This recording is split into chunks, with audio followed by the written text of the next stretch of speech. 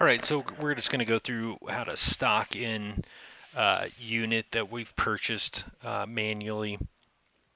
I already went through this earlier with this particular unit, so I'm going to use this Audi here to say that we bought it. So I'm in the trading desk, the buy section, and let's say it's this Audi in particular that we purchased. The first thing we have to do is get an appraisal on the unit. So we just come up here to book it. And then if I want, I can select the options here. I don't know the options by this particular unit. Once it's there, I go ahead and I have to click this save button. As soon as I click that save button, that's going to show up in my appraisal log now. So there's an Audi Q7 and then whatever we're going to purchase it for. So let's say we purchase it for $25,000. I'm just making up numbers. There's a magical little button here called stock it. And so I can go click this and it'll stock the vehicle into my inventory. It says, yeah, do you want to do this? Yes, I do.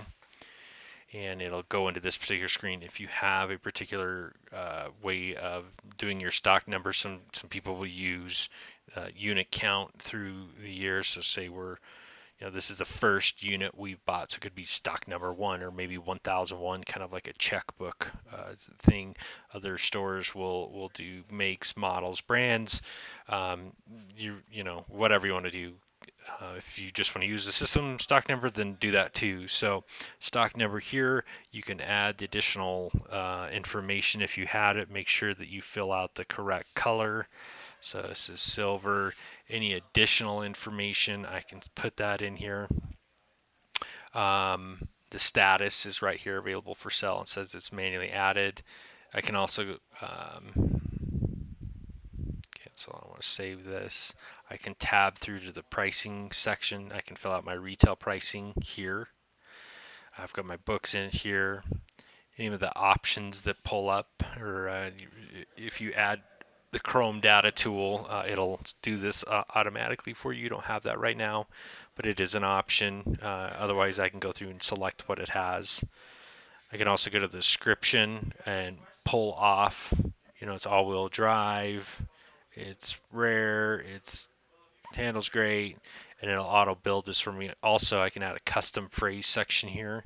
So if there's something I'm going to be using all the time, use default description, why buy for us message, and then put it in here, and then that'll live here, and I can just click it and it'll pull right over.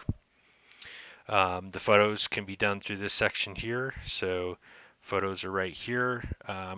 If I bought it from somewhere else, I'm going to use their photos. I can download their photos and then upload the photos here.